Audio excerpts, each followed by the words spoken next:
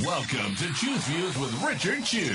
Get ready to dive into a world of insightful conversations and thought-provoking discussions. As progressives, our job is to have an all-inclusive, full-on assault with all of our players. A show that will focus on moving our political, social, economic, gender, and cultural conversation forward. And all of our players means all of our players. It's Choose Views. And now, here's your host, Richard Chew. Good Wednesday morning, progressives, and welcome to the March 12th, yes it is, 2025 edition of Choose Views, 773-763-9278, Facebook Live, TuneIn Radio, YouTube, iHeartRadio. That's the places you can go.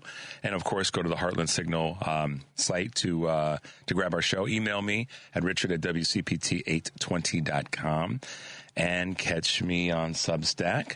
Also catch all of our shows by subscribing to our WCPT podcast on Apple Podcast or on Spotify. That's where you can get Choose Views, short versions and long versions. Of course, right now, the Choose Views featured interviews podcast, you can find my recent conversations with a number of wonderful people. And, of course, as I said, the featured interviews and our full episodes are right there. Make sure you're checking out the wonderful Patty Vasquez and the wonderful Joan Esposito. And said that out of order because today John St. Augustine will be in for Joan, and his guests will include PTSD expert Rhonda Britton and Chicago's very own Jen Weigel and Tom Skilling. How about that? Live, local, and progressive, weekdays 2 to 5 p.m. Central on WCPT. Chicago's progressive talk for 20 years. We'll talk about that in a moment. And then tonight, 5 to 7 p.m., Patty Vasquez will be joined by Ellie Krug, transgender activist, author, and lawyer, host of The Illegal Trans Woman on KTNF AM 950, the progressive voice of Minnesota. Driving it home with Patty Vasquez, weekdays 5 to 7 p.m., WCPT AM 820, of course, the Heartland Signal website, TuneIn, YouTube, and that thing called Facebook. Tomorrow on our show, we'll have Joe Ferguson, president of the Civic Foundation, and Adam Mulvey, 20-year Army veteran. This is going to be an exciting interview. And former government employee who lost his job on the account of DOJ firings. He was Representative Brad Snyder's guest at Trump's joint session address, I should say, to Congress. Apologize for that. So you'll enjoy that interview. Trust me, I'm looking forward to talking with Adam tomorrow. And, of course, get all the rundown of all of our guests at the Choose Views show page. Let's talk a little bit about that 20-year anniversary. Tickets are still on sale for our May 3rd event. Broadcast from Max and Benny's up in Northbrook, Illinois. Hal Sparks, Joan Esposito, Scott Duff, Patty Vasquez, and myself. I will be there broadcasting live from 11 a.m. to 3 p.m. with special guests. So that'll be a lot of fun. Learn more and get tickets by visiting heartlandsignal.com/anniversary. Hurry. They will go pretty fast. They'll be running out the door. So check us out, guys. When you're not listening live, you know you can go to Heartland Signal and pull us up and have all the information that you need. Today's show, of course, we'll have our great friend Kurt Mullett from Hoosier Blue 63, along with comedian, activist, and political voice Cliff Cash. That's going to be kind of a fun little duo that we'll have happening in the 7 o'clock hour. In the 6:30 hour, we've got another guest, president and CEO of Thresholds. That would be Mark Iswaji will be with us at 6:30, so we'll keep it moving this morning. Looking forward to chatting with Mark about what Thresholds is doing, and, of course, with Kurt and Cliff in the 7 o'clock hour. So there you go, guys. We're busy. Tomorrow, Joe Ferguson, as I said, Adam Mulvey. Friday, Edwin Rios, author, Karen Byrne from True Blue Politics podcast, and Congresswoman Nikki Baczynski will be with us. So we are going to wrap up the week on a pretty strong note. And we have a couple of clips that I have for you guys that Henry and I put together that I think you will appreciate this morning. So stay with us. All right. Excuse me. In what I'll call breaking news, or certainly news that's from things that took place yesterday, House Democrats stayed strong as only one voted for Mike Johnson's continuing resolution. CR, as it's known. So why do I want to just sort of dive right into that? And we'll get to Choose Views news. But it's a big deal in the sense that the Dems kind of stayed together, but I think it's important. We'll talk about that in a moment. So, Henry, are we good to go with some Choose Views news? All right, let's hit it. The trade war with the U.S. and Canada is escalating. Trump said yesterday he's doubling tariffs on Canadian steel and aluminum in response to Ontario adding a surcharge on its electricity exports to the U.S., hitting Michigan and Minnesota and New York. The latest increase, which brings levies on the goods to 50%, will go into effect today, the president wrote on a social media post. He also vowed to substantially increase tariffs on Canadian auto parts on April 2nd if dairy and other tariffs are not dropped. Let's just say it as it is, Henry. We're at a trade war because of this damn idiot. I mean, I said this to my wife the other day, Henry. I said every now and again I just have these moments where I do just want to scream. For those of you who don't think I get it or may not, it ticks me off. There's another word, and I try not to say too many curse-esque or curse-adjacent words. But all right. Tariffs squeeze is going to particularly impact lower-income earners. And that's already causing some intense economic pressure. We're seeing it in the markets.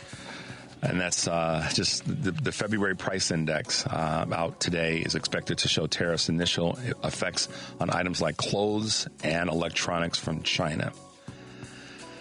The airlines are adding to their recession fears. Americans aren't spending as much on airfare, according to Delta, Southwest, and American Airlines. All three major carriers lowered their revenue and earnings forecasts, citing softening demand.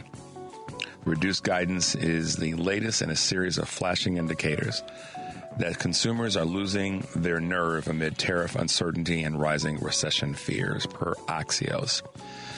Concerns over the Trump administration's trade policies and spending cuts have increased economic unease and rattled the markets, as we've seen in the last 10 days, particularly. The beginning of the month of March has been pretty horrid when it comes to the financial markets. I'm going to talk about that a little bit later. And, of course, these fears are rattling the markets. We know that. And many people are, whether they're talking about it out loud or not, they are definitely feeling anxiety. Just like Tesla stock. And definitely revealing some investor anxiety. After soaring for years, Tesla stock was down more than 15% on Monday, and has tumbled more than 50% from its recent high in mid-December, breaking away from the so-called Musk trade that's lifted billionaires and other companies. While investors appear to be buying Elon Musk's vision of robo-taxis and artificial intelligence, analysts say Tesla's shareholders are concerned about the brand, pointing toward growing stigma and a profit plunge in 7 countries where it's seen increased competition. I think that's the key. Competition, and no, we're not buying your car. You're destroying our citizens and their livelihood, or you're trying to do that, so we're gonna bite you back, and that's one of the ways to do it. McDonald's is streamlining their R&D segment of their country, frustrated by the turnaround time it takes to develop a new menu items and roll out pioneering technology in restaurants. McDonald's is shaking up its executive structure to streamline development. Joe McDonald will become the chain's first chief restaurant experience officer, while the company's new restaurant experience team will be tasked with specialists that are going to be overseeing specific menu categories. McDonald's hopes to address the lagging growth as it eyes expansion to 50,000 global locations by 2027. And last but not least, Southwest is ending its free bag policy. The end to the 2 bags fly free era is coming to Southwest. Despite trademarking the phrase, the airline will start charging all but its highest status loyal or business passengers to check their baggage. That's going to be a shift change for Southwest, a massive one. The move, which begins with tickets purchased from May 28th, is a stunning reversal, says in CNBC, indicative of broader shifts following pressure to cut costs from activist investor, of course, Elliott Investment Management. Other recent changes include mass layoffs and the end of the airline's open seat policy. I tell you, when these hedge funds get involved in running businesses, inevitably that type of change happens. Things that were benefiting the customers get taken away. Because why? They want to show this bottom line profit. They want to show their investors and their shareholders that we're making you money. What's so crazy about it is, in each of those cases, these companies are going to see back away from consumers. It's already evident. And it's not, I mean, we know that the tariffs are creating a part of this. We know that. Let's not fool ourselves, y'all. Okay? And when companies who are run by folks who want to just go for profits without being profit-minded, but also being consumer-minded, you can do both. There's no question about it. But these companies that we just identified, it's purely right now about profit. In Southwest, I'm kind of disappointed in a lot of the things that are happening now. And it's all about what we heard from a dear friend of ours, that they're looking to purchase another airline. So we'll see what happens. I don't want to go too far down that path. One, because it's a tight day. And two, I just don't want to go down that path right now. But what I will say is I'm happy to see that the Dems, not that it moved the needle in terms of changing anything, but at least they stayed strong, as only one voted for Mike Johnson's CR. One Democrat voted for it and one Republican voted against it. So it kept the numbers, the net numbers, pretty much the same. Thomas Massey was the lone Republican to vote no, and Jared Golden was the only Democrat to vote yes. So we may chat a little bit about that in a moment. But let's take a quick break right now. The number, of course, is 773-763-9278. This is Choose Views, and we'll be right back.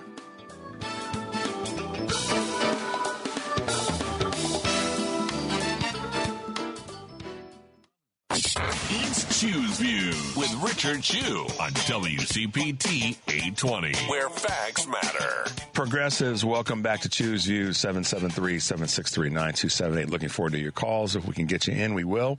And looking forward to your text messages as well. So we were talking about the House Democrats staying strong, as only one voted for Johnson's CR and one Republican voted against it.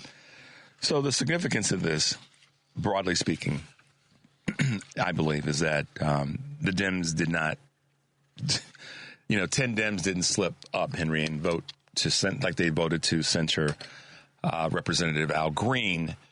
They stayed in line. And I think that's it's a good sign.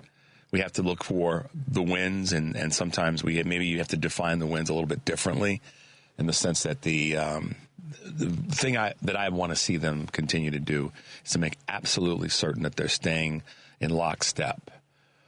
Not goose-stepping. Don't get me wrong. No goose-stepping around here, because the Republicans are doing that on their own. We don't need to help them goose-step. If y'all don't know what that is, look it up. Even Henry, a young brother here running the boards, knows what goose-stepping is all about. So we don't need any of that. We need them to stay lockstep. And Minority Leader Jeffries needs to keep bringing the hammer and saying, "Look, y'all, we don't have any windows here." And Schumer needs to do the same thing. I've been saying this for weeks now, and the unified message is, I don't feel, and neither do I see, that enough people feel or see that there is a consistent unified message. Every now and again, they have some peaks, but we need to remove the valleys when it comes to them. And I'm begging the Dems to do that. Have a unified message, unified effort. Everything is the same. You don't have to agree on it behind closed doors, but in public, y'all got to agree every doggone day. None of this, mealy-mouthiness. And I know people have said to me, yeah, but Richard, the strength of our party is that we've got different voices. I understand that. Have the different voices behind closed doors. Because different voices in public right now with the Republicans is lunch meat for them. They're just gobbling it up. And the media is doing the same thing, because they're splintering you guys off. They'll get someone on, and then they'll take you down a path, and then suddenly your brain, clogs up, and you don't realize, now I got to stay on point. And our point has to so as I say that, I'm already hearing people go, well, Richard, that's just it. What's the message? And I think the message can be as simple as we're better, our ideas are better, and Republicans are stinky. I had some fun with that, but it's true. our ideas are better for more people in the country. And Republicans' ideas are stinky. And if you don't think that they're stinky, tell me what smells good about the Republicans admitting, in other breaking news, that they are cutting Social Security, Medicare, and Medicaid. That's their goal. That's their objective. So how could you not line up with the opposition to that? And the public message has to be that they're stinky. They're hurting you. They're causing harm to you. They're causing harm to all. So this whole thing around Musk, and there's going to be some pain felt, and even Trump bought into that now because, again, the next shiny object that they put in front of him is the next thing that comes out of his mouth. Okay. But to that end, there is I guess you could say there is tremendous strength in the message being singular and simple. Our ideas are great. Our ideas are good for you. The Republicans are stinky. And here's why they're stinky. Because they're taking away things that are benefiting you as a consumer, as a voter, as an American. And directed by a guy that, and this is not a slight toward immigration or immigrants. It's a slight and a slash toward those who come to the United States and cause harm. Two people that are at the top of my list are Rupert Murdoch and Elon Musk. They have benefited from the systems that our country put in place to benefit folks who've immigrated to this country, and then they've turned around, they pulled the ladder up, and that's what Musk is doing, and that's what's the net result of that is benefits that are needed by Americans are being taken away. So it's being done for one reason. Don't fall for the okie doke, and don't get distracted by the shiny object. It's designed to make sure that the tax benefits can be paid for. Like Representative Pallone said yesterday, it's the only reason. That's the only place that you can go to get that money to handle the tax benefits. Now, it's not the only place that they could go, but they're not going to go to the defense budget. They can go to the defense budget in a heartbeat, a blink of an eye. But that's not going to happen. So they come after the things that are going to impact regular everyday folks. And when I said earlier about me getting frustrated, and I don't really speak too much to it here on the air, every now and again I'll have a crack in the brain, and I just go, WTF? What is wrong with this country? What is wrong with our country? And I know sometimes you guys send me emails and texts that want me to yell to that a little bit louder and more frequently. And I'll do it in this moment. I sometimes don't get. I do get it all the time, but sometimes I just can't believe that our country is so racist, sexist, misogynist, and nationalistic that it would do this to itself. And DeMario Cooper made it plain yesterday. And I'll be honest with you,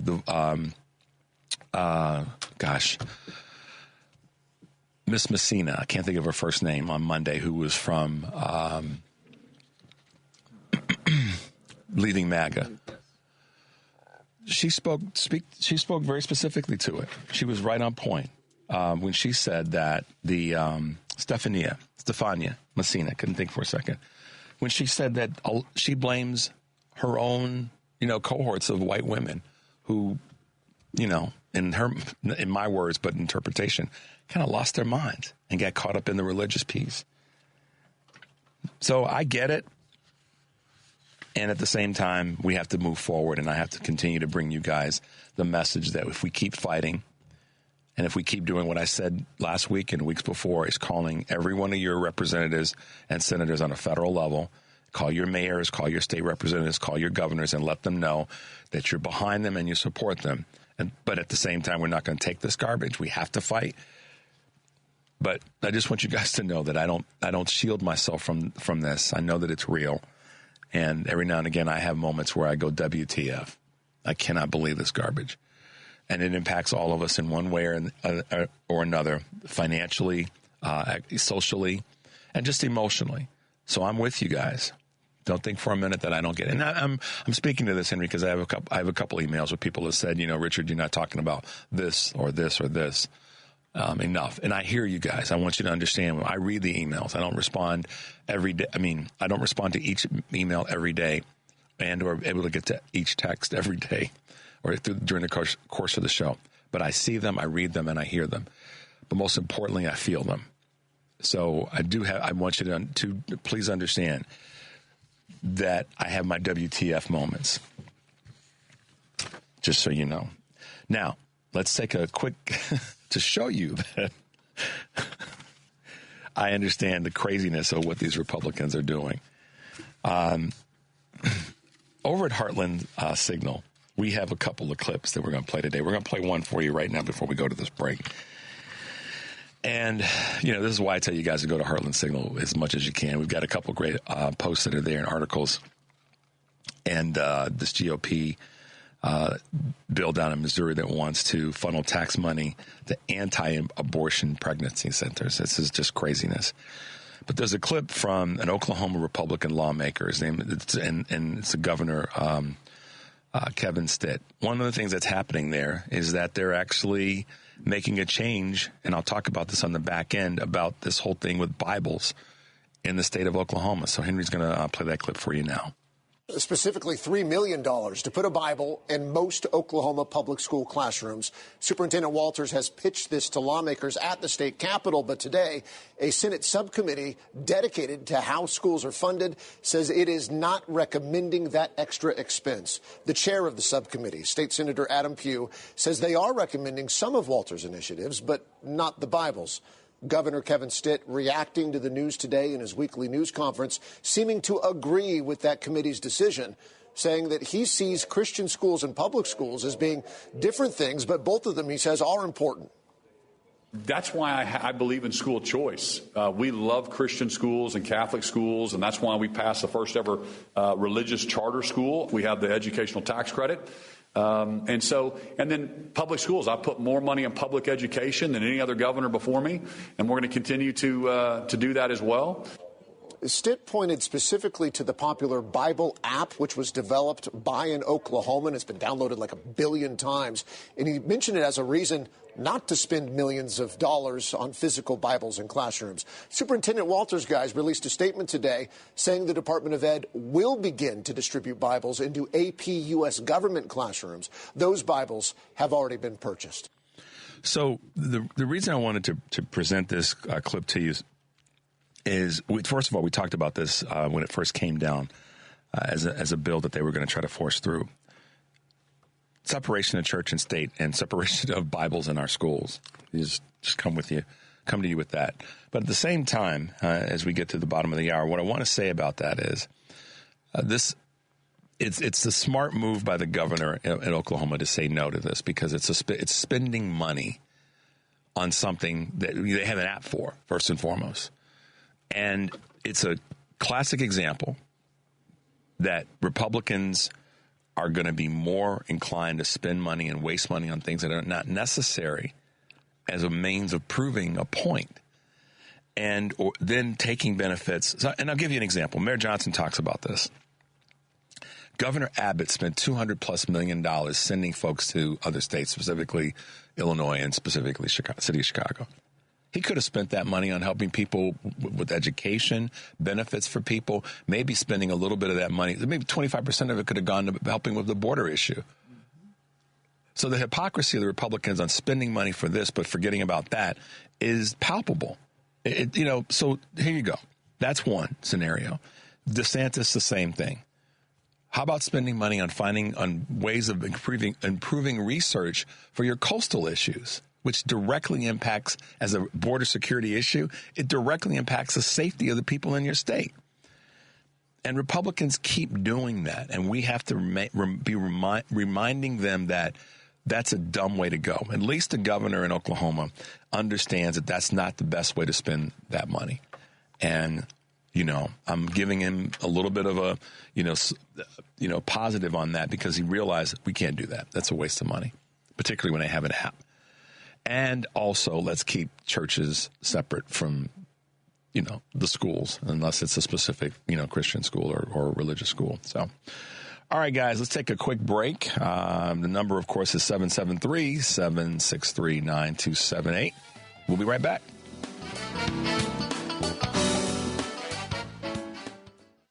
You're listening to Choose Views with Richard Chu on WCPT 820, Chicago's Progressive Talk. Progressives, welcome back to Choose Views, 773-763-9278. Make sure to stay tuned to the Stephanie Miller Show, my radio sister on the West Coast, the Tom Hartman Show, Professor of Everything Progressive, Joan Esposito, of course, Live, Local, and Progressive, and Patty Vasquez, my bookend that's driving you home. Remember, as Progressive, we have to move full steam ahead right now, and we have to stay connected. So kudos to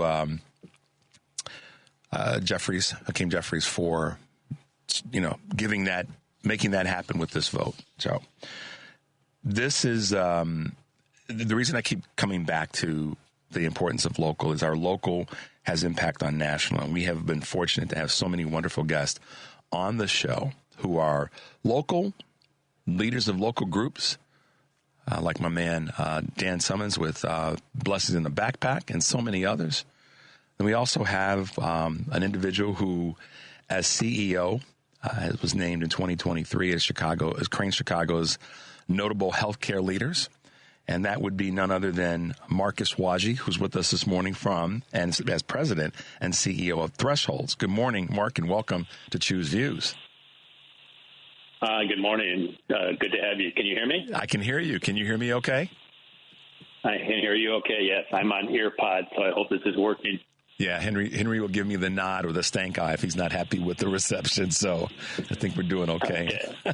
Well, Mark, welcome to the show, and I'm proud to meet you, happy to meet you because of the work that you've been doing, but you've also got some pretty specific thoughts and observations about where we are currently with our budget and how things are going to be impacting here in Illinois. But first, take a moment and kind of let folks know a little bit about you and a little bit about Thresholds so that our listeners have a little bit more familiarity with you and your organization.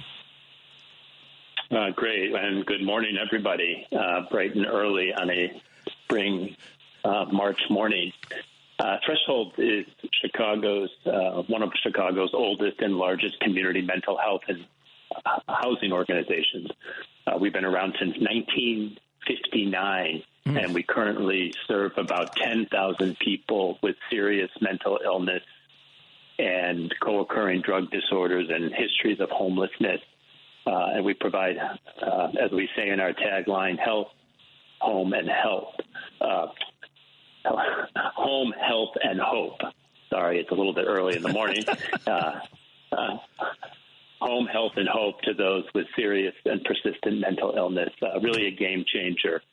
We provide psychiatry and primary care with our partners and nursing care, psychological services, employment, education, you name it. Everything to help people on the road to their recovery. Well, and thanks for that bit of information and introduction. It's 1959. I didn't realize that the organization goes back that far. But what's critically important, I think, for people to understand is mental illness has been with us since the beginning of time. We just didn't disclose it as such, and many times people ran away from it. And there's certain communities that don't want to talk about it when it comes to someone that may be even in their family that may have maybe struggling. And it can lead mental illness, not just acknowledged or treated, diagnosis probably is the word I'm looking for, can then lead to some addictions because, folks will look for ways to get some relief. What's been your experience in the numbers is kind of where I'm going with this, Mark. What you've seen in your career, or more specifically your time at Thresholds, are the numbers going up? Are the numbers going down? Where are we in terms of the number of people that are suffering from various mental illnesses? So, as you alluded to, mental illness, especially serious mental illness, can affect everyone. It's an equal opportunity offender. There are not differences per se based on race, ethnicity, geography. People of any background can experience psychosis and serious depression, bipolar. But what we have found in Chicago, and those we treat, sort of the underlying conditions of poverty and lack of access to housing and racial discrimination and structural racism, in fact, really mean that the outcomes, the lack of access to all of the things that make people healthy, they're not equitable. And so Thresholds for 65 years has really served those that have been the most underserved, without access to general health care, without access to food, without access to adequate housing. And so we're really trying to address health equity as part of what we do. Over the last couple of years, especially during the epidemic, the mental health crisis has expanded, has affected everybody, especially young people, teenagers, people of color. Young people of color, especially, so much more impacted, and suicide rates among young Black men skyrocketed during the epidemic. And right now, what we're living through, this current monsoon, if you will, in a country where everything and our ability to serve people is at risk, is just exacerbating what was already a tragedy of epidemic proportions. Everybody's reading about the potential cuts to Medicaid, the potential cuts to housing because of federal budget leaders' desire to cut programs in order to create tax benefits for the very, very wealthy. Is really having an impact right now. And we are trying to do everything that we can do at Threshold with our partners to fight these draconian cuts that will literally kill people that we serve and put the organizations like us and everywhere around the country at risk. Yeah. Every now and again when I'm talking to someone that just, let me put it to you this way, Mark. I felt that in my gut, because I know you felt it in your gut. You feel it in your gut because you are on the front lines dealing with this. And the way you articulated that is exactly what it is and how it's going to impact all Americans. And I appreciate you making it clear that mental health, mental illness, mental conditioning, mental betterment impacts all of us. You could be, on the highest end of the wealth scale or on the opposite of that and everything in between. It impacts everybody. And just like a pandemic does, it becomes something that no one can get away from. And so in this space where we have federal officials, and let's be honest, let's be honest. I know that you don't necessarily lean partisan. You try to be as nonpartisan as possible, but you yourself have made this clear that policies like this most certainly are going to impact a certain group of people, certain demographics of folks much more harshly than others. And that's why when I talk to someone like you that's doing work in a local community, but something that's a national issue, I applaud the work that you're doing because from day-to-day activities that it's going to impact folks right in front of you, essentially. And talk a little bit about how the federal government's match, if I've got this correct, Mark, state money, how that is going to impact, or that not being there will impact even a state that's as strong and as stout as Illinois. Yeah, so that's a great question. And so what you're referring to there is how Medicaid is funded in this country.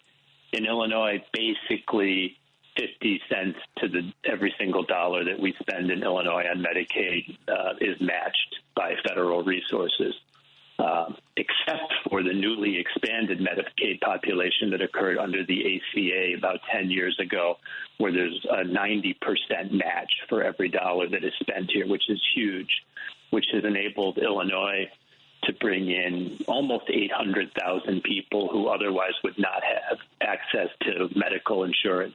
Because that's what Medicaid is. Medicaid is not health care per se, but it is insurance that allows providers like Thresholds and hospitals and federally qualified health centers to provide the necessary care that people need to be healthy and vibrant, to continue to work and be huge contributors to our community. the majority of people that Threshold has served over the years have been in what's called traditional Medicaid, and they have qualified for that because of disability, because of the mental health disabilities, and, of course, related to their very low income status. But right now, because of a budget that was passed a couple of weeks ago in the U.S. House, sort of all of that is at risk. While that budget didn't mention Medicaid per se, talking about $1 trillion cut, the only way to really get that cut is through deep cuts to health care programs like Medicaid. I said a couple of weeks ago, and I've always felt this. I used to run the AIDS Foundation of Chicago years ago, and I've always said that federal budgets are moral documents. And what came out of Washington, D.C. last week, and what could come out this week, in fact, because the House passed the budget, I think last night, it's going to the Senate for reconciliation, is nothing short of immoral. The most vulnerable people in our community in Chicago and throughout the country, in fact, are at risk. This is not a red state, blue state, urban, rural divide. In fact, while much of the country feels like in some ways is really divided. When it comes to Medicaid, every single state and territory benefits, and the people in those states benefit from it. Very poor people and the working poor in downstate Illinois, in the so-called red districts of Illinois, in Iowa, in Ohio, in Texas, you name it. The most vulnerable people in all of these states, including so-called red states, will be hurt. And the institutions that serve them, like hospitals and nursing homes and community mental health centers like Thresholds and all of these places, could simply go out of business. So it's not clear to me sort of how the leaders in Washington are thinking about this at all, in destroying institutions that are key to the economic success of our country, and more importantly, to the livelihood of the very people in this great land of ours. But that's the situation that we're in. And Thresholds, as you mentioned, we are not partisan because mental health, and as a nonprofit, we cannot be, but mental health is not a partisan issue. It's not a red or blue issue. No. Mental health and mental wellness affects all of us. And so we all have to band together throughout this country to literally fight with love and kindness and compassion, because I strongly believe in that too. I'm a big.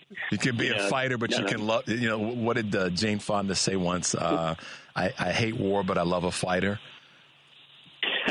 Well, okay, there you go. I love Jane Fonda too. But I love Martin Luther King even more when he talks about love and power. And power without love is reckless and abusive, and love without power is sentimental and anemic. Yep. And we have no time to be sentimental and anemic. And we need to use the power, the collective power that we have, and the love that we have for those that we serve to right this wrong. So, we're living in a very, very scary moment. But we have lived through scary moments before. I haven't lived through anything quite like this. When I worked at, as I mentioned, the AIDS Foundation of Chicago in the 90s, and Newt Gingrich's contract on America really threw us for a loop. We organized and we dug deeper and we fought back, and we, as we did in ACT UP, we acted up and we fought back and we won major victories. So I think it's really incumbent upon us at this moment to not retreat, to not be silent, because silence does equal death, and to fight back with love and power, because the people that we serve deserve nothing less from us. Wow. I felt that one in my gut too, Mark, because I know you're passionate about it. And I love it when someone can appropriately quote Dr. King other than just the I Have a Dream speech, because the words beyond the popular words are the ones that are most saleable words of Dr. King. And that's so it's so great to hear. I was going to go in a certain direction, but something you said made me think about a part of this that is just critically important. You were quoted as saying, "I've always said in my career that budgets, public budgets, nonprofit budgets, these are moral documents. What came out of the House last week was immoral. You, along with one of our other guests and colleagues, DeMario Cooper, who we had on yesterday, was talking about the same thing. When you look at a budget is an indicator of what people think about those that the budget is planned for. And so when I saw your quote, I thought that's similar to what DeMario was saying about budgets and about planning. And this right now is highly immoral. I mean, I cannot believe you probably saw this. I mean, we have on one side Governor Pritzker leaning in hard, going on national television, talking about the importance of having budgets that are going to work for all rather than that are damaging to individuals and to our economy and to our infrastructure. And that's the part that so many people don't seem to get their heads around, that this is going to damage our economies and it's going to damage our infrastructure because people are not going to have not only resources or access to them, but they aren't going to have anywhere, and they're not going to have any allies or places to turn because, like you just said, many of the places may have to shut down. By contrast, this, I'm just going to say it, Republican representative, and I'm going to put in there a little bit off his rocker for saying this, Darren LaHood talks about that, this is a blueprint for extending Trump's historic tax cuts. It's right there in plain sight. This is not about helping people. This is about boosting them, their agenda to try to re-engage trickle down from the Reagan years. And I know you see it firsthand, but this is why I appreciate your comment about it's immoral. Yeah, I mean, from everything that I've read and from everything that I have heard, the principal goal of this budget is to extend tax cuts for those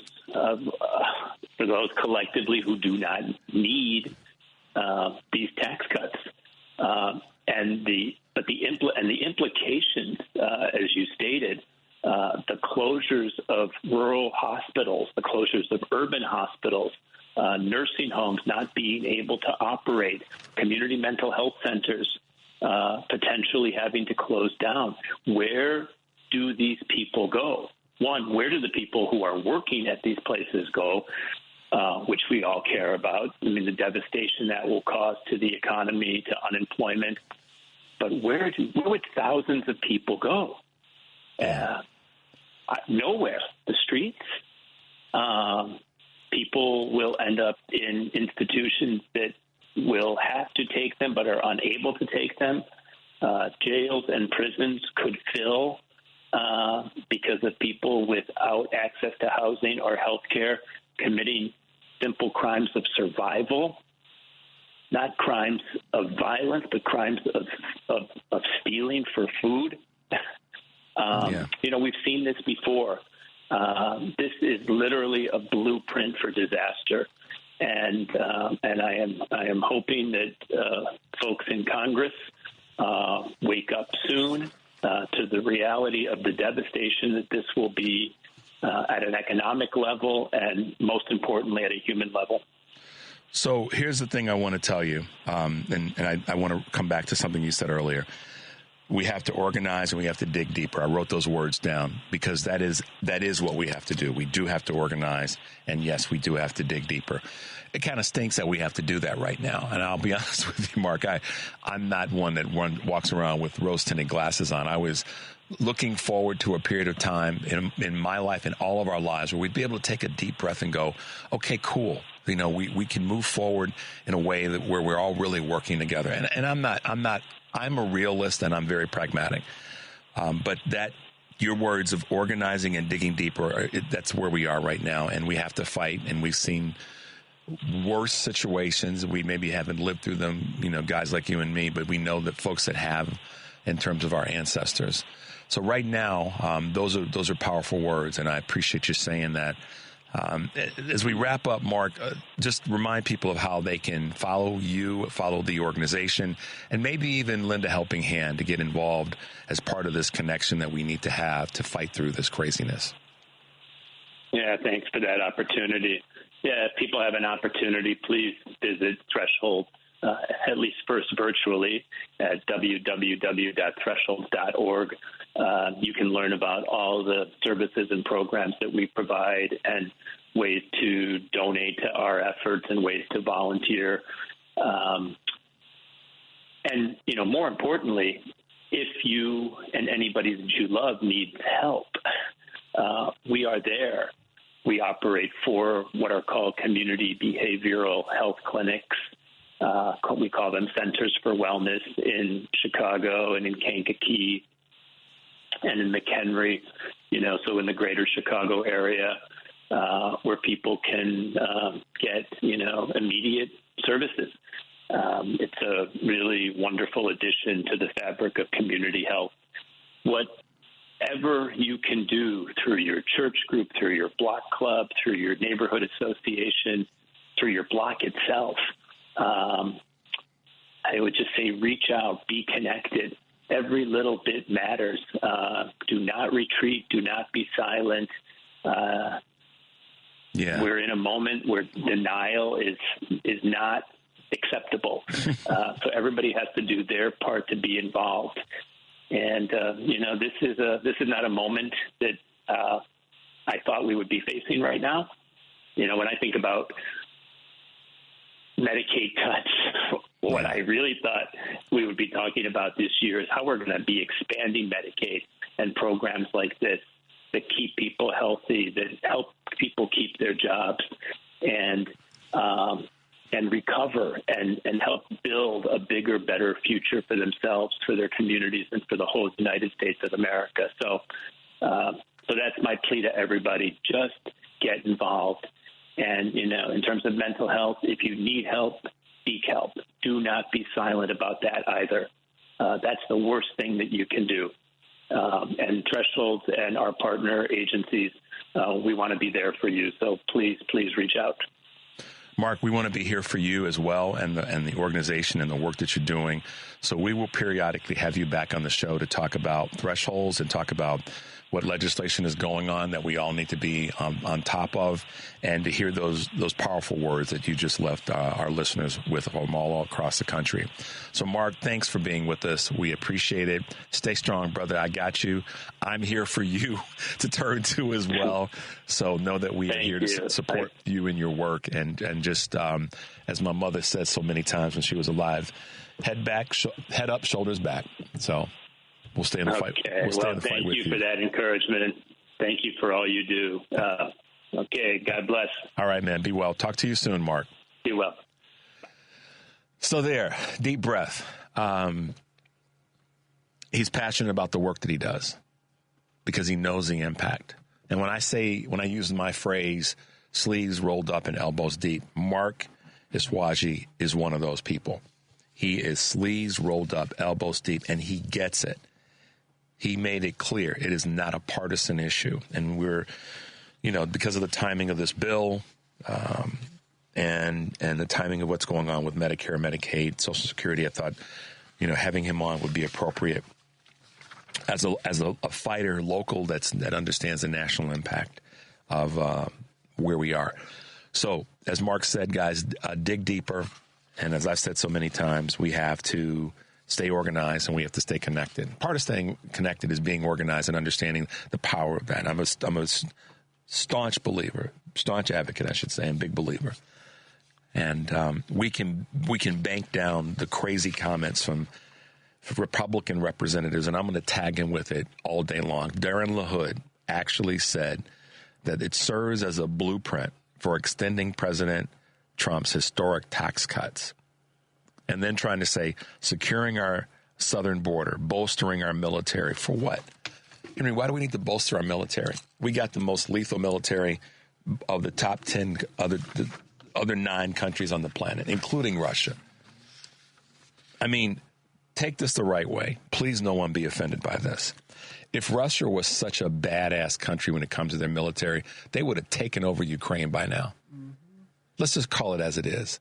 For all you sycophants out there who are kissing the behind of Trump, the GOP, maggots, and all the rest that are in denial about Ukraine, Russia, Ukraine are the badasses right now. Ukraine they are the badasses. They're standing strong, and yes, they're receiving help as they should. When a bully picks on you, other stronger people should stand up for the people that get picked on. But Russia's just a bunch of punk you-know-whats. I'm not going to say that full thing, but you know what I'm saying, y'all. Because if they were as badass as they say, or has everybody thinking that they are, they would have taken over Ukraine already. But they aren't. They just aren't. So let's stop kissing the behinds of these doggone weak A dictators, including the one in the White House. And let's stand up and punch them in the face. Like Mike Tyson says, everybody's got a plan until they get punched in the face. And doggone it, let's start punching these punks in the face, including, and when I say that, I don't mean literally, unless they take a swing on you, then they got it coming. But let's punch these punks in the face. And like Mark just said, we don't have, he didn't say that this way, but my wording, we don't have the luxury of not fighting. You know, he said it. He was passionate about it. I mean, Henry, I felt that in my stomach because I know he feels it in his. So come on, y'all. Let's you know, we can do the work. I know we have to push our elected officials hard as hell every doggone day. But these folks that are trying to do this to the country, they're weak. They're all weak. The image of them is Marco Rubio sitting on that sofa cowering. J.D. Vance is not strong. He yells a lot and didn't know a damn thing about when Vladimir Zelensky asked him had he been to Ukraine, he deferred to, well, I've watched and I've seen reports and videos. That's what a punk would say. That's what a weak A would say. And J.D. Vance showed that that's exactly who he is.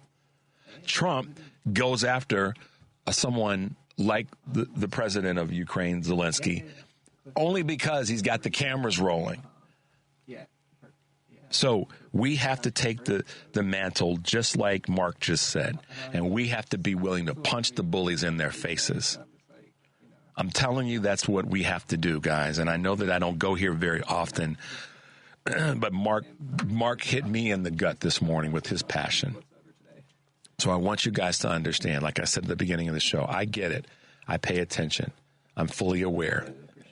And in my role here, I promise you to keep speaking to it this way. But doggone it, let's punch these damn punks in the face because they deserve it. They're trying to destroy the least among us, and that's just not a very cool spiritual thing to do. Not Christian or any other faith, but it's just not a cool spiritual thing to do.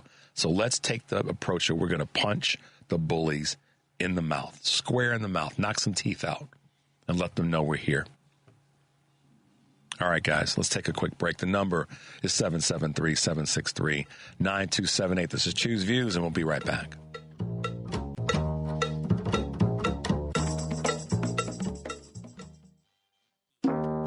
Welcome back to Choose Views with Richard Chew on WCPT 820 AM, where facts matter. Take it away, Richard. Hey, progressives, welcome back to Choose Views, 773-763-9278. Make your way over to Heartland Signal. We played a clip for you earlier from the Oklahoma Bibles issue, so check that out. And we've got a few others. We're going to hit you with another one a little bit later in the show. Some quick shout-outs to folks that have texted us this morning. And by the way, one of the things I wanted to say during the segment with Mark is when he mentioned different areas, and specifically he mentioned McHenry. I wanted to give a shout out to our great and wonderful councilwoman, Natalie Ziemba, because she and Mark have had workings together. So shout out to Mark again and to Natalie for the great work that they do there with the organization. And you know, we applaud our local organizations that do work like Thresholds and like Blessings in a Backpack that are local in terms of the direct effort, but they are national in terms of the importance and their outreach. So shout out to Mark again and to Natalie, and also to Cassandra and Oak Park who sent me something that was kind of spicy, so I can't read it necessarily on the air. I don't want someone to think to get the wrong impression, but she definitely she sent me something good and spicy, and I got another one from 312 that says that we need a monster that's going to punch the Republicans in their mouth. Very strong leadership with no regrets. Well, I'm with you on that, loud and clear. So, and then a couple of bits about the wording in the last minute wording in this recent bill. So, thanks to the texts that have come in this morning. Just wanted to give you guys a couple of quick shout outs. And to that end, speaking of contributors and folks that play along with us, we have our good friend, says it's Wednesday, Kurt Mullett from Hoosier Blue 63 with us this morning. Good morning to the show. Kurt, glad that you're with us. How you doing?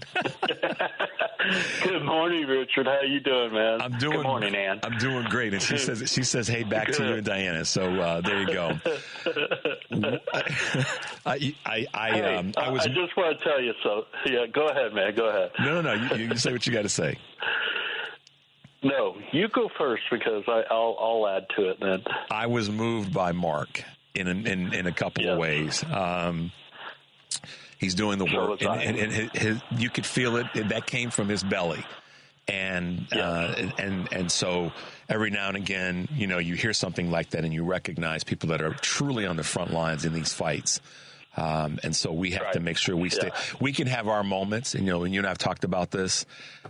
At the same time, there are people who are directly seeing people directly impacted by this carnage that's happening out of Washington, D.C. and in many, it's frankly some of the state legislatures. So Mark was very moving and definitely want to be able to do everything I can to have him. We'll have him back. We'll talk more. We'll keep him allied up and keep him stouted up as best we can since he's on that front line. So that's. Yeah, we're seeing it every single day, aren't we? Yeah, we are. So, but to follow up on that, what you were saying about punching in the mouth,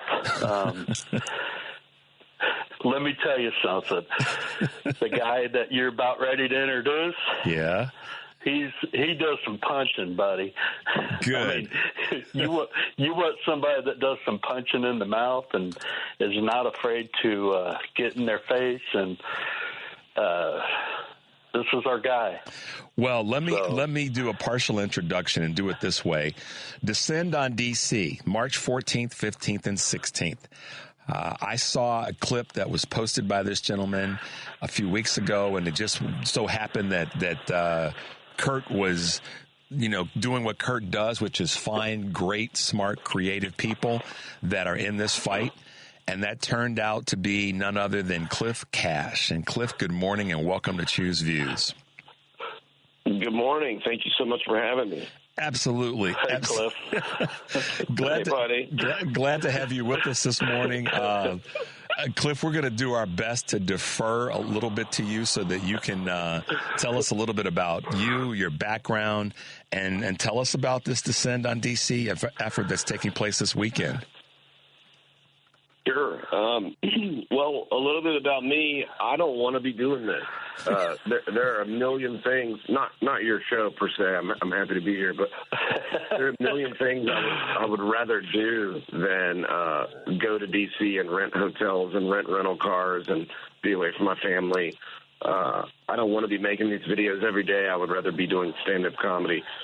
So I'm a stand-up comic of 14 years. I did political comedy at my very first open mic. It's something that just kind of flows out of me naturally. I've got some really strong beliefs, and I have a really hard time being quiet about them, which is kind of how I became a stand-up comic. And now it's the same way I've become vocal in this fight. So vocal that I'm losing my voice, as you can hear. I know. I deal with that every day, man, so I get it. Keep going. My push against Donald Trump really began during Barack Obama's first run with all the birther nonsense. I was so enamored with Barack Obama. I was so excited to have a leader that could give a speech that gave me goosebumps, that could make me feel proud and hopeful to be an American. And then this horsetail hair, orange face, obese, elderly con man with his tiny, soft hands and his even smaller sunflower seed brain came out of nowhere with all this birther nonsense. And it was like, wait a minute, I've only ever known this guy as being just sort of a white trash sideshow on the wrestling channel or kind of like unimportant B-roll guest appearances on terrible movies. But let me look into it. You know, I remember being a child and seeing this guy on TV and looking at my dad and going, this guy's kind of trash, right? And my dad was like, oh, yeah, he's trash. So when he started going after Obama, I just decided, well, let me look in your closet. You know, we're in the information super age. Let me Google you. And so I just started Googling things like Trump, crime, and there were 10 trillion results. And I kind of went down that rabbit hole, and I learned about his connection to people like Felix Sater. Mm-hmm. The average listener won't know Felix Sater, but if you Google Felix Sater, the first line on his Wikipedia page says, Felix Sater is a Russian criminal. So it's a hell of a bio. But this was his business partner for years and years. In fact, it was his most consistent and steady business partner. Yep.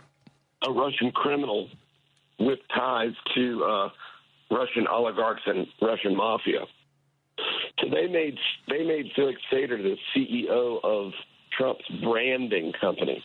Right. So when he lost all his money in these casinos and everything, when he was at his lowest point, the Russians bailed him out, and that's when this idea was birthed of, hey, we're going to put your name on stuff and try and make money from thin air from just using your name.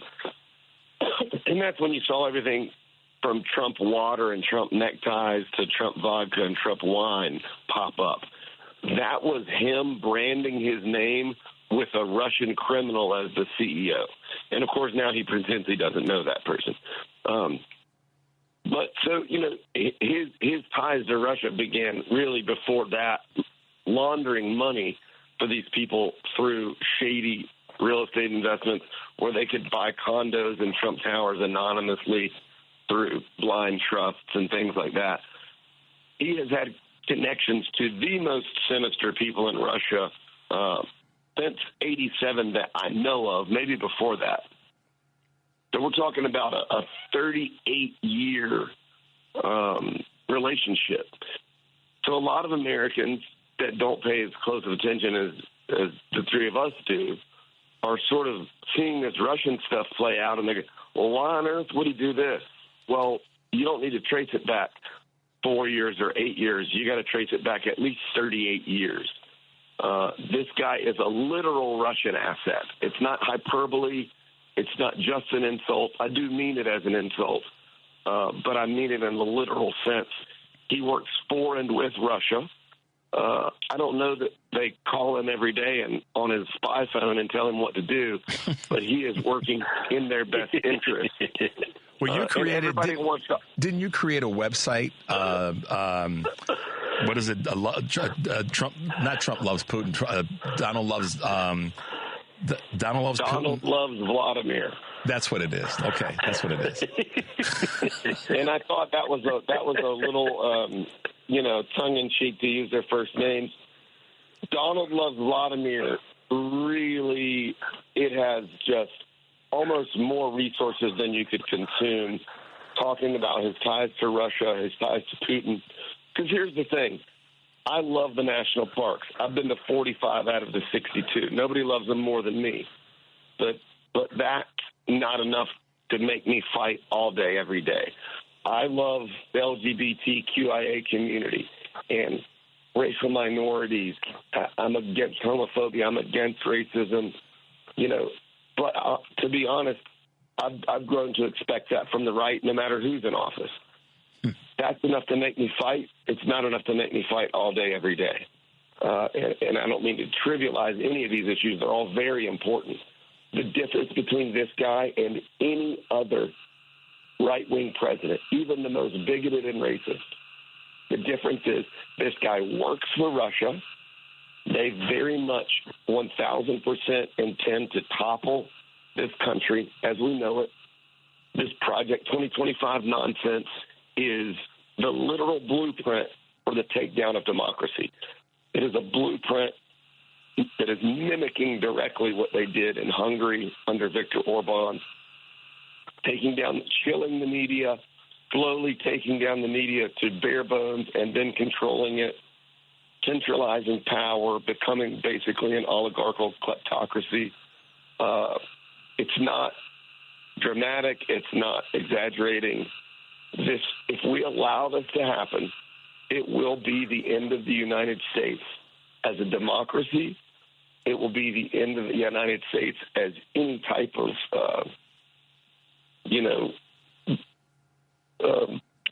bountiful, plentiful, leading voice, shining light on all the things that the country has propped itself up to be.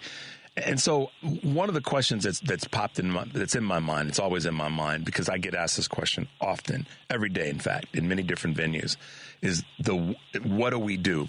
Prior to you being on, Cliff, we had a gentleman, Mark Schwaji, who is a leader of an organization here in the Chicagoland area called Thresholds. And one of the things that he said that you may have heard that hit me in my gut, and I stay plugged in, is that we have to organize, we cannot give in, we have to dig in deeper, and we have to fight harder. And so, those words by a lot of people hear those words and go, okay, yeah, but what does that mean? And I know what that means, by my definition. But based on what you just said in terms of Trump, Project 2025, and the Republican Party, what do the other, for lack of better words, 75 million people that didn't vote for this carnage and the 69 million plus people that didn't vote have to do to change course, to reset our, course for adventure like the Love Boat? I think on a very, very individual level, I know that people feel helpless and hopeless, and you're not. And I know that people feel alone, and you're not. The first thing I think people need to do, and I'll give you some really concise points. The first thing is don't believe them. His support is not real. The State of the Union speech he just gave was the lowest, the least viewed State of the Union speech that he's ever given. It was the least viewed speech, official, pre-announced speech he's ever given. Worst ratings of any speech. His inauguration got 27% less viewership than Biden's, and he got 20% less viewership than his first inauguration. That's why they moved it indoors, because nobody was coming.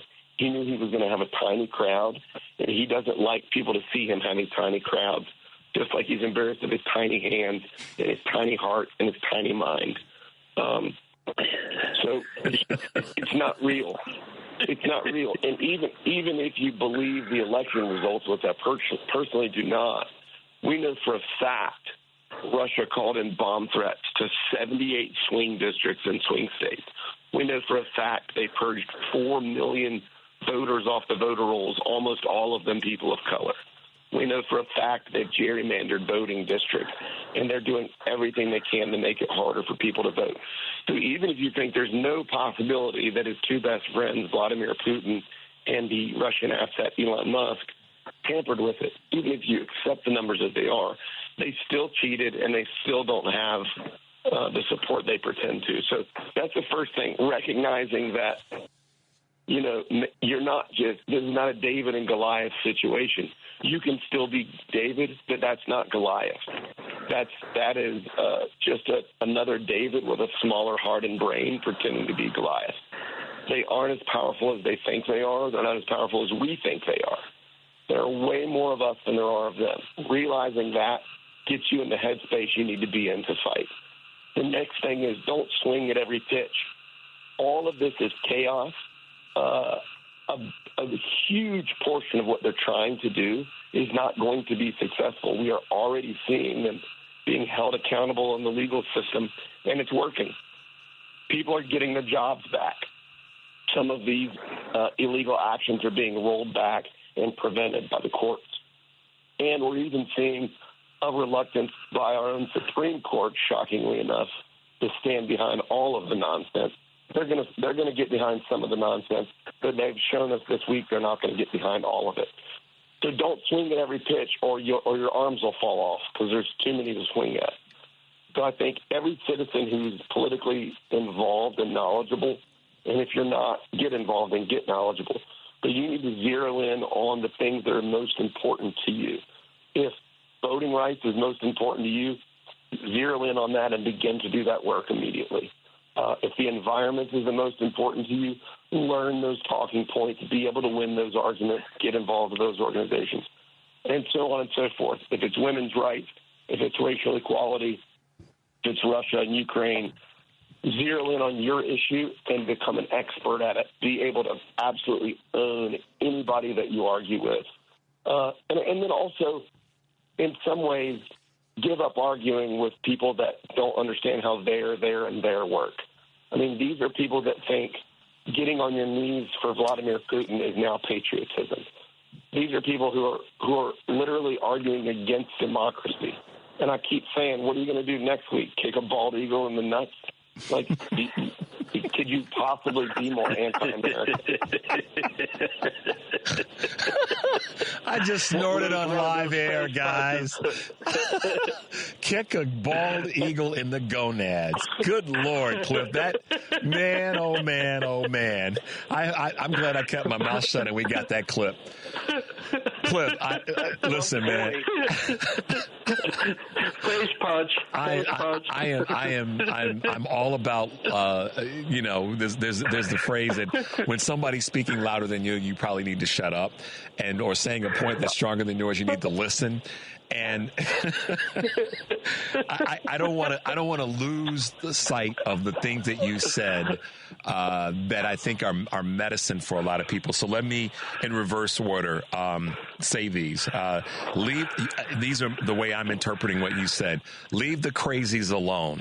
In other words, the people who you can't necessarily convince or move, then leave them alone and put that energy towards somebody else. I have I used to be a lifeguard analogy. The people that are screaming the loudest are the furthest away from you, that have fallen out of the boat. You can't save those. Save the ones that are right around you first, and then galvanize and organize to save others.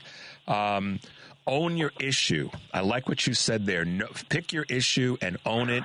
Become deeply smart and immersed in it, know it very well. There may be 3 or 4 issues, but take the time, put in the work. Don't sit back and complain. Put in the work and own your issue.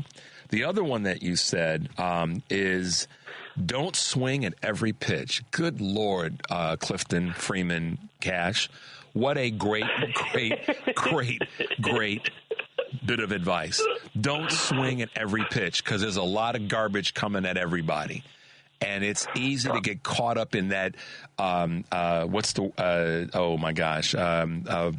full on assault. What's the word when, it's the football analogy but you guys know what I'm trying to say.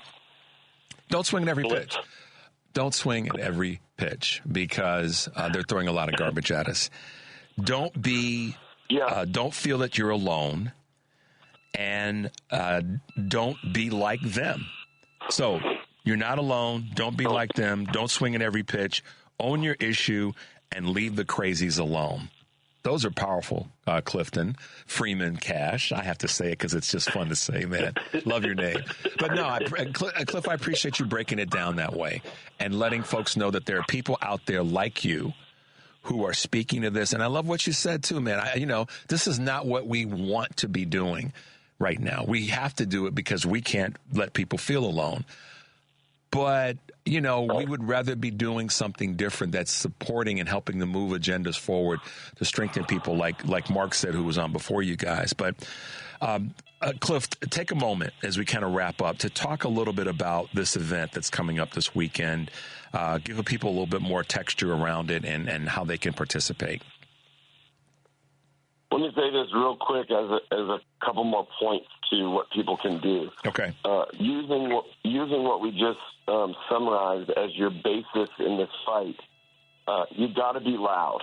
You got to show up. You got to stand up. You got to speak up. And I get if you live in a red area or a red neighborhood or you have really red friends or family, it doesn't matter. Fascists feed on fear. If you ever wondered what you might have done during the Civil Rights Movement or during Nazi Germany or during any other pivotal time in history, you don't have to wonder, because what you would have done is what you're doing now. And if you're being fearful and quiet, then you're part of the problem, and you would have been in those historic moments as well. So put a sign in your yard, post on social media, and take these people to task. And all you have to do is learn the truth, because they're going around screaming lies, and only about half of us are out here even whispering the truth. Our truth is more powerful than their lies. Think of how stupid their lies are. There's transgender mice. They're eating the dog. They're eating the cat. Canada is your enemy. Russia is your friend. Their lies are so stupid and nonsensical that if you can learn the real truth, Donald Trump is a lifelong con man selling USA Bibles printed in China. Donald Trump is a Russian asset. J.D. Vance has changed his name 6 times. If you can learn these real truths, they are so humiliating to these clowns. You don't have to make things up, and you don't have to yell. You just have to know what you're talking about, and no one will be able to overcome you if you know what you're talking about. But this protest is it's 3 parts. Friday, the 14th, is a veterans protest. This was my idea, and we all got on it together and pushed it. The concept of this is this country needs to see our veterans in uniform in the streets standing up against fascism. The left needs to see it, because the left will then know I'm not alone, and there are tough, patriotic people standing up against this. That will energize the left. The right needs to see it, because they need that cold Mountain Dew thrown on their face to wake them up to the fact that they do not have a monopoly on patriotism or toughness. And a lot of patriotic Americans and veterans are standing up against fascism. And most importantly, the fascists in the White House need to see it. They need to see veterans in uniform in their city outside their window saying, we are not going to let you do this. And if you think you're going to do it, we're here to let you know it's going to be a lot harder than you think it is. That is a powerful optics. That's a powerful shift in the narrative and the energy. I think that alone could shift the tide in our favor as far as energizing people that believe in democracy. The second part, Saturday the 15th, is a march on the media. The media has ignored these protests, massive protests in every state capital, in every large city, even in many small cities. Nationwide protest against the sitting president, unlike we've ever seen. And the media, in large part, has completely ignored it. On Saturday, we're going to show up outside their doors and outside their windows. I've got 3 massive 10-foot-wide banners coming that say, ignore us now, cowards. And everybody that's coming to these protests, I need you to bring noisemakers. If all you got is a kazoo or a whistle, bring that. If you got a small drum or a bugle or a trumpet, bring that. Air horns, bear horns, bring them. Tambourine, whatever, more cowbell, whatever you got to bring. So once we're in position and there's thousands of us looking up at their windows, and they're undoubtedly going to be looking out at us, then I'm going to give the signal, make some noise, and it's going to be deafening. So bring your earplugs too. We are going to make ourselves impossible for them to ignore. That's the next point. That's happening Saturday at noon at Fox News headquarters, 400 North Capitol. NBC is also in that building, and all the media is right there on that block. They're all going to see us, but we need massive numbers there. The last day is the Heritage Foundation at noon. The leader of the Heritage Foundation once wrote, "Our revolution will remain bloodless if the left allows it." Now, I think those are awful tough words for somebody that I've seen a picture of who is very much not tough at all. Couldn't punch his way out of a wet paper bag if he glued razor blades to his knuckles. This is a soft-handed, pencil-arm country club fascist. and I want to hold him accountable for his words, and I want America to know his words. So we have 3 10-foot-wide banners that say "Remain Bloodless" in red letters. We're going to go to the Heritage Foundation. We're going to hear from some amazing speakers that day. We're going to put that all over social media, and we're going to put this dude on blast so every American goes and consumes his writings and understands that the revolution he's talking about is the overthrow of American democracy, the destruction of our government, our economy, our rights, and completely getting rid of the separation of church and state so they can push their youth group nerd incel theocracy onto us that nobody wants or asked for, so they can push their religion on us that they don't even follow. So those are the 3 ideas of this weekend. And the last thing I'll say, my 4th idea that I'm still working on is an active duty service member petition/oath that these people can sign that are active duty military that will not break the rules that they've agreed to. It will be nonpartisan. It will be benign. It will more or less be a reiteration of the oath they already took to our Constitution. But I want this circulated by veterans, not by a comedian. This needs to come from veterans or active duty. And the gist of it is these people saying, I will not use force against the American people. I will not go against the Constitution. My oath is to the Constitution and not to one man. I will not go against democracy. I will stand with our allies. If we can get tens of thousands of service members to sign something like that around the same time that our veterans are in the streets in D.C. standing up against fascism, it shifts the energy. It shifts the feeling, the narrative, the optics.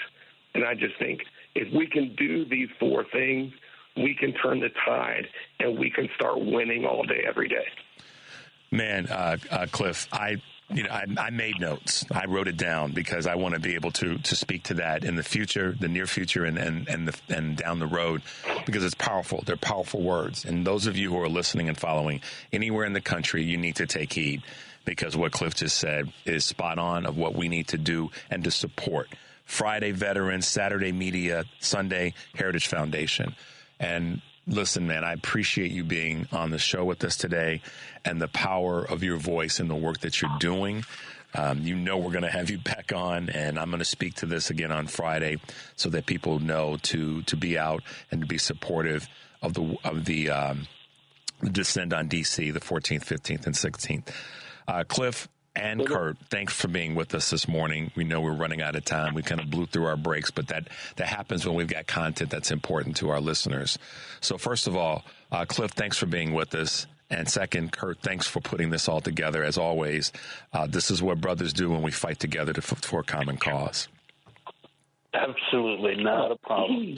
All right, guys. Love you, Cliff, man. Love you, Cliff. Thank you for being with us, Kurt and Cliff. And we will do this again in the near future. Maybe we'll do it sooner than we think, because you want to get some feedback from you on how things go this weekend, okay?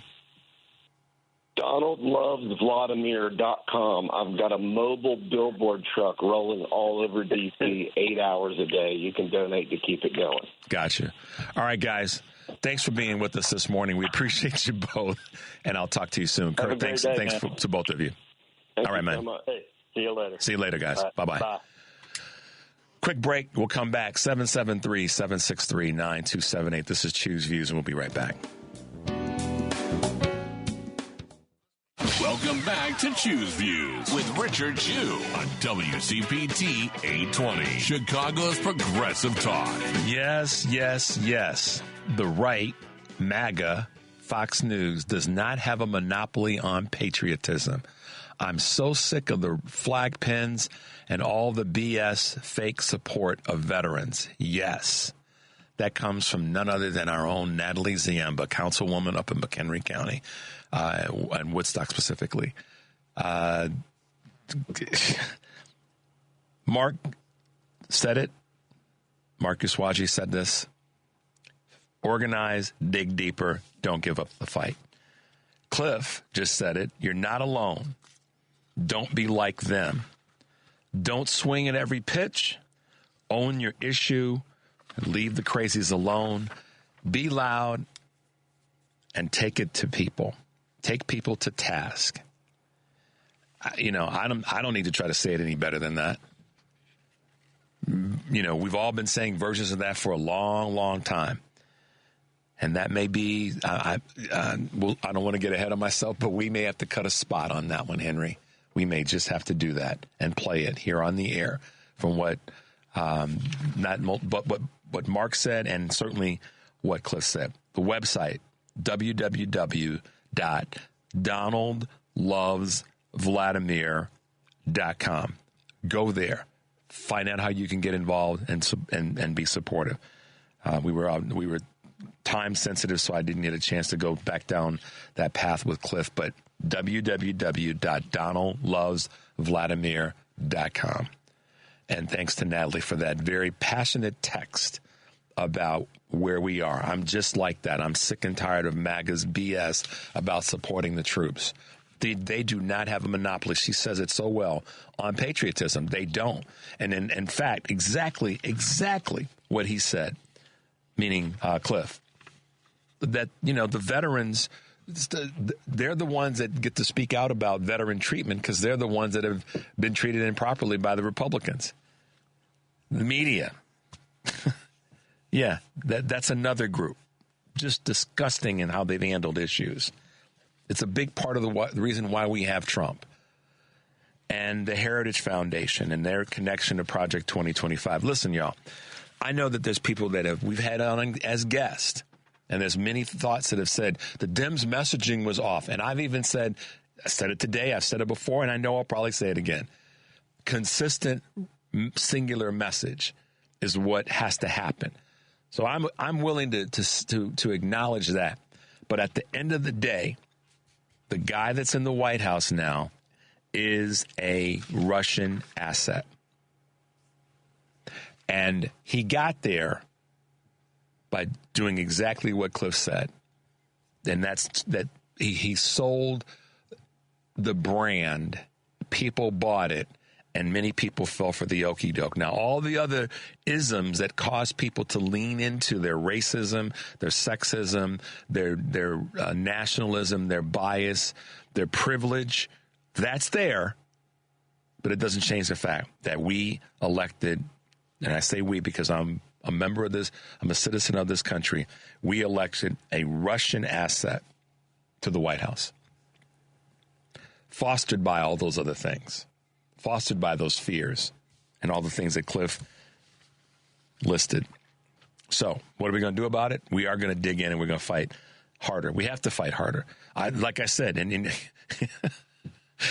are you going to do? Kick a bald eagle in the gonads? No, we're going to punch a bully in the face, right square in the mouth. We're going to punch a bully in the mouth. Listen, you guys hear me say this all the time. Bring a sledgehammer. Forget bring a sledgehammer, knock some stuff over. Our Democratic leaders have to do it, but we have to do it. What did he say about when you have a conversation with own your issue? That's what I don't want to make this about what I've said before. You guys know what I've said before.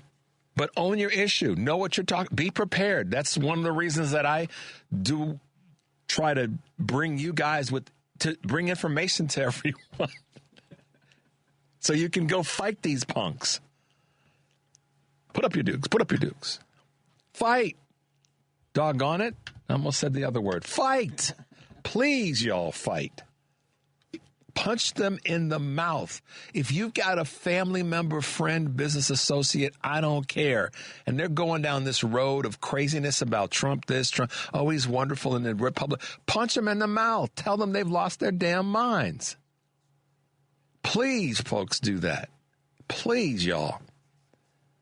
Punch them squarely in the mouth with details and facts and information. And if they don't get it, punch them again. If they don't get it, then maybe it's time to walk away and go embrace somebody that's in that 69 plus million folks that didn't vote at all. We can walk and chew gum. We can do both. Punch a sucker in the mouth with one hand and embrace somebody else with the other hand. You win either way. So thanks to Cliff for bringing that heat this morning.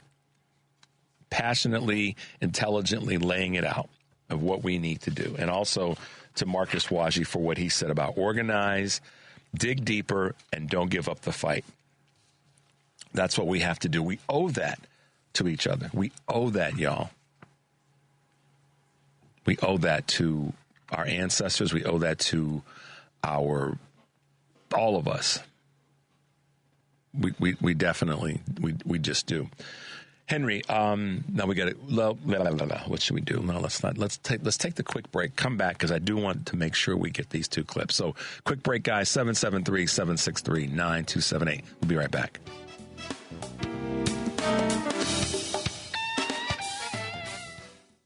You're listening to Choose Views with Richard Chu on WCPT 820, Chicago's Progressive Talk. Hey, progressives, welcome back to Choose Views. I got a text, and this is what the text said. It's coming from 773. DC March sounds great. How about some info on logistics? Email me at richard at WCPT820.com, and I'll send you the information that Cliff is going to share with me. So email me, and I'll get information to anybody that needs information. I'll do my best to get that to you. It's easier to do it in an email than it is to do it in a text. So we appreciate you, Bruce. Also, thanks for your comments and your suggestions. Definitely appreciate you there. All right. There's a clip I want you guys to hear. You may have seen it, but just in the space of the stupidity. Talk about a hire that was an unqualified hire. And that would be none other than the press secretary right now, Caroline Leavitt. Check this out, guys. If we could just step back for a second. When President Trump last addressed the BRT when he was on the campaign trail, his big push was on tax cuts. Mm-hmm. He's going there today as he's proposing tax hikes in the form of tariffs. Not true. I'm curious he's not doing why that. He's prioritizing that over the tax cuts. He's actually not implementing tax hikes. Tariffs are a tax hike on foreign countries that, again, have been ripping us off. Tariffs are a tax cut for the American people, and the president is a staunch advocate of tax cuts. As you know, he campaigned on no taxes on tips, no taxes on overtime, no taxes on Social Security benefits. He is committed to all three of those things, and he expects Congress to pass them later this year. I'm sorry, have you ever paid a tariff? Because I have. They don't get charged on foreign companies. They get charged on the importers. And ultimately, when we have fair and balanced trade, which the American people have not seen in decades, as I said at the beginning, revenues will stay here, wages will go up, and our country will be made wealthy again. And I think it's insulting that you are trying to test my knowledge of economics and the decisions that this president has made. I'm now regret giving a question to the Associated Press. What a thin-skinned you-know-what. I'm insulted that you would test my knowledge. Your job, Caroline Leavitt, is to be tested every single day, as it is for any press secretary, whether it was Karine Jean-Pierre, whomever. It's to be tested every single day on what you know about pretty much everything, because that's the job. And what I saw, and as a guy, I can't say certain things, and as a black man, I won't say certain things. But what I saw was the epitome of white female privilege in that moment. I'm not afraid to say it. That's exactly what went down. I'm insulted that you would test your knowledge needs to be tested because you don't have it in this space. That's what he did, is he exposed, Henry, her ignorance. She didn't answer the question. And if you're insulted by it, then go sit your behind down. You don't need to be in that job. So she is the prime example of a privileged, without experience, without knowledge, just what do they call it? Not hate girls, mean girls. She's an example. See what happens with certain people of privilege is when they come up against the buzzsaw, they get like she just got. When they come up against something that they can't handle, they turn into that B mode. I'm not going to use that word. You all know what I'm talking about. And women, you know what I'm talking about that are listening. When you are a stronger woman than the woman that you're up against and you put it to her like that, she turns into that type of person. Tell me I'm wrong. I've been around a few strong women in my life that know how to drop the hammer. Natalie's one of them. Karen's one of them. My wife is one of them. Her sisters are them. strong, truly strong women. When Caroline Leavitt comes up against a strong message or comment, she can't handle it. I'm insulted by, Lord have mercy. See, I can't say certain things, but I just almost slipped and said something. But I'm not going to say it because I respect you guys too much. All right. Should we take a call, Henry, or are we too tight on time? Okay. All right. We'll keep it moving. Listen, guys, today's been an interesting show. We've had two great guests that have made it clear that fighting is our superpower. They can't handle being punched in the face. And that's a good example, and I thank Henry for having that clip ready for us. She got punched in the face. She got punched squarely in the mouth, Henry. Knocked some teeth out. I don't know. I'm insulted by it. And that I gave the AP a question. Oh, Lord have mercy. There is... I want to sick some strong women on her because there's some things that I want to say that my mother told me you don't say. You can't handle the job. He tested your intelligence and you failed. But that's what happens when you have an unqualified, privileged person in a job like that, irrespective of culture or community. She just is. She ain't qualified. Go sit down. Come to think of it, I can't think of any of the Republican voices at that podium in Trump's first term or so far this term that were qualified to do the job. Not one of them. That political cow, also known as, I can't even think of her name. She's the governor of Arkansas now. Help me out, Henry. I'm struggling here. I know somebody's going to send me a text and tell me. I can see her, but I can't. Why can't I think of her name?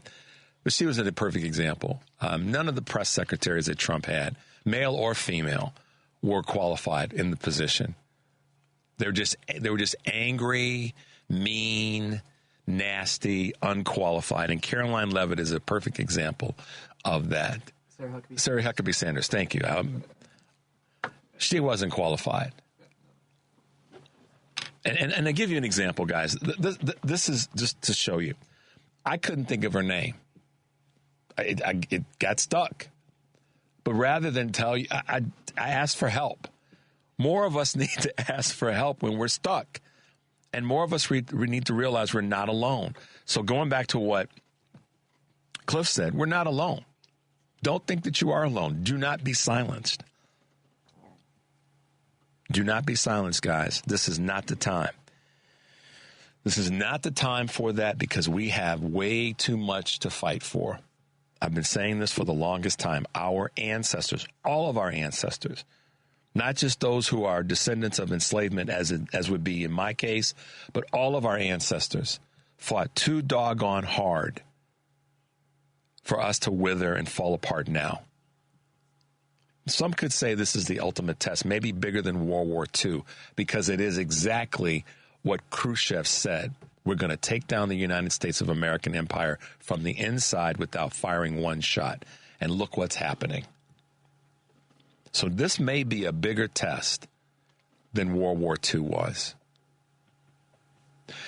But here's the other side of that, or the added part to that. We are more equipped with tools and resources, like Cliff said, to fight like hell like never before. Every day come out fighting like the Black Panther theme and motto. Come out fighting.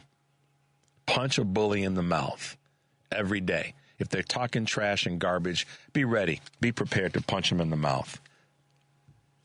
You should be, to use the words of the late, great, wonderful civil rights leader and activist Fannie Lou Hamer, I'm sick and tired of being sick and tired. This is that moment where we have to be sick and tired of being sick and tired or being pushed into a corner by these crazy, carnage, chaos-driven folk. Got a clip for you as we wrap up the show today that I've been wanting to play for you for a couple of days because it's everlasting. And in this economic craziness that we're in, and we've seen the companies that are being impacted, namely Tesla and many others that I read earlier in Choose Views News, I thought you guys would appreciate this clip that Henry and I put together. To those who stand in solidarity, the next phase begins soon. From March 7th to March 14th, we are boycotting Amazon and everything connected to it. This means no Amazon shopping, no Prime, no Kindle, no Whole Foods, no Audible, no Twitch, no MGM, no supporting their empire in any way. If you think what we did with the economic blackout today was powerful, just wait. This boycott is targeted, strategic, and meant to hit where it hurts the most. For the full list of what we are boycotting, go to thepeoplesunionusa.com. I have also provided a slideshow here on my social media page so you know exactly how to participate. Hold the lines, my friend. We are not stopping. We are just getting started. Thepeoplesunionusa.com. Thank you. Please share. Guys, if you'd like that clip to get more information on that particular group, just email me and I'll send it to you. I'll send you the clip because in the video is what he was talking about in terms of their website. Thank you guys for the text this morning. You guys have been lighting it up. I can't even keep up, Henry, but I appreciate you guys who are sending the text to me, both in answering, helping me when my brain fog clicked in to answer some of things that popped into my brain. Appreciate you there, and I also appreciate you with your suggestions. Cliff's last name is Cash. His name is Clifton Freeman Cash. You can Google him, and you'll see all of his information on social. I just got a text asking about that, and let's see what else can we get to before we wrap up. Hold on, be with me, guys. Okay, yeah, there you go. So, as always, thanks to you guys for your texts. They definitely are important to us, and they add some flavor, and they sometimes answer questions when Richard has a brain fog moment and all the rest. So we appreciate that. But, yes, and also email me, and I'll send you that clip regarding, and the gentleman's name is John Swartz, but I'll send you that clip on further economic pressure on these behemoths. Some people say, well, we shouldn't do that. Nah, when I hear people say we shouldn't be boycotting, we should not have these economic, no, that's exactly what they want you to do and to think, is to not get involved. And like Cliff said, that luxury is not there to be able to, take the proverbial political nap. No. Use both hands. Punch a sucker in his face or her face with one hand, and the other hand, be ready to grab somebody and help somebody that did not get involved in the process by helping them get involved in the process. So, hope you guys had a good time today. I know Henry and I sure did.